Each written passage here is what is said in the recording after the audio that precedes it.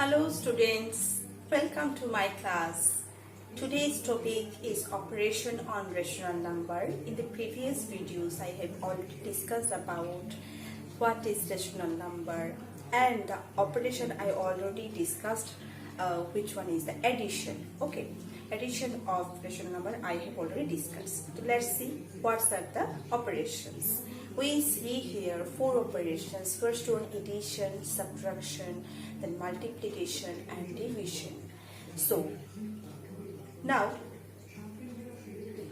we will talk about the properties of operations on rational numbers. See, in the previous class I already discussed about how we can add two rational numbers where the denominators are the same and when denominators are not same, and another case when denominators are co-prime to each other. I already discussed in the previous video. You can check the video clicking the item. In the next I will discuss about all the operations, how we can operate this on the rational number. So let's talk about the properties of rational number. Properties of addition of rational numbers. So first property is closure property. If we add two rational numbers, we will find another rational number, and this property is known as closure property. See, here I choose two rational numbers a by b and c by d. After adding, we will find again a rational number. That's why rational number holds the closure property. Let's check with an example. Here I choose rational number 2 by 3 and 1 by 4. So after adding 2 by 3 plus 1 by 4, we find, I have already discussed about how we can sum these two rational numbers. Again, you can check this one in the previous videos clicking the item. Okay. So in this way, this is equals to 11 by 12. See, here this one can be written as P by Q format, and where Q is not equals to 0. That means this one is again a rational number. If so, we can say that rational number holds its closure property. I hope you understand. So let's go to the property 2. In the property 2, we find commutative property. This one is called commutative property. If we choose two rational number and choose an operation, here we choose the operation addition, then first one middle operation, then second one will be equals to second one operation first one. Okay. This one is called commutative law. So I have choose two rational numbers like a by b and c by d. Then according to commutative law, what will happen? A by b plus c by d is equal c by d plus a by b. Let's take with an example. We choose 1 by 3 and 2 by 5. Now we will sum up these two rational numbers accordingly. 1 by plus 2 by 5. Then we find the result 11 by 15. Now again I will sum up the two rational numbers in plus 1 by 3.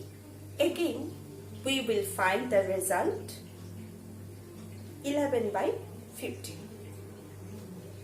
See here. So we find means 11 by 15. So 1 by 3 plus 2 by 5 is equals to 1 by 15. 2 by 5 plus 1 by 3 again 1 by 15, 11 by 15. So in this way we can say 1 by 3 plus 2 by 5 is equal 2 by 5 plus 1 by 3, and this property is called commutative property. Now third property. In the third property we find associative property. What is associative property? To talk about associative property, we need three rational numbers. That's why I choose here a by b C by D, E by F, 3 rational numbers. Now we can represent the associativity according to addition. See, here we apply the braces, that means parenthesis, A by B in parenthesis A by B plus C by D, parenthesis closed, plus E by F. Then this one will be equals to A by B plus parenthesis start C by D plus E by F. Let's check with an example. I choose here 3 rational numbers, 1 by 2, minus 1 by 3 and minus 3 by 5. Now we will sum up this one. Now first we will sum up 1 by 2 plus minus 1 by 3. Then we will plus this one with the another term. So see, first we 1 by 2, then plus minus minus 1 by 2 minus 1 by 3. This one is in one parenthesis, minus 3 by 5. And this one gives us 3 minus 2 by 6 minus 3 by 5 equals this one. After calculating this one, we find 5 minus 18 by 30. And this gives us minus 13 by 30. Again, we will sum up according to this one. First 1 by 2 will be left, then in bracket or parenthesis we will write minus 1 by 3 plus minus 3 by 5. Then what will happen? We have to see. In accordingly we complete the steps. Then we find half plus minus 5 by minus 5 minus 9 by 15. Again 1 by 2 minus 14 by 15. And again this will give us the result minus 30 by 30. And in this way we can say that the associative property according to addition of rational number, it holds. Okay, that means we can say in associative law A by B plus C by D plus E by F is equal A by B plus C by D plus E by F. Use of parenthesis is here, and I already talked as simple as this one. I hope you will never forget it. What is associative property? After that we find property of 0. So in the property of 0 we choose one rational number A by B.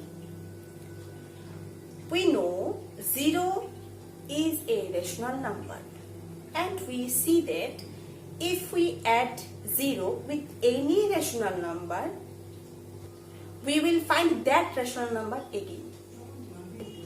If we sum up 0 using the commutative law, again we find that rational number. That means if we add 0 with A by B, and that's why this one is the property of 0. So see here, if we add 0 with 7 by 8, again we find 7 by 8. This is the property of 0. Now I will talk about the negative of a rational number. Negative of a rational number is the number by which we add that rational number and get the 0. Okay, then just think that we will apply the only negative sign in front of the given number, then we can say that this one is the negative of that number. If there is given to find the negative number of A by B, then we will say minus A by B is the negative number of A by B. And This one is called as additive inverse as well.